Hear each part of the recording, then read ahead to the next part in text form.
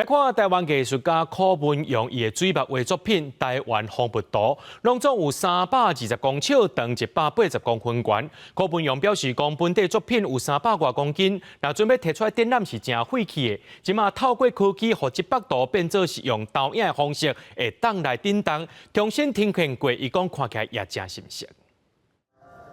都通看到台北101烟火壮观，无偌久的时间，画面来到桃园的石门水库，每一台车拢震动起来，顶面阁有鸟仔咧飞。这是台湾艺术家柯文用画水墨画《台湾风物图》，如今以网界方式重新呈现出来。台湾风物图原作到中国大陆展览的时候，那一张画有300多公斤，每次要出门都要吊车。现在透过科技我们很简单就可以投出像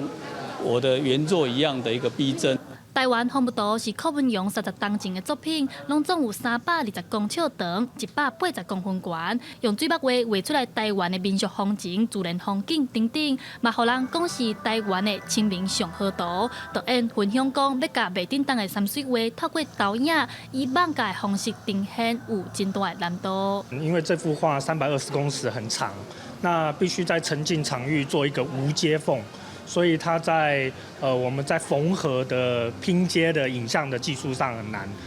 台湾风物图即届透过技术科技，伫咧台北101展览，艺术家柯文用表示，伊看到真感动，嘛建议其他的县市政府会当伫咧地方设置科技技术馆，安尼才会当甲台湾的技术推向国际。记者戴阿双、柯敏哲台北报道。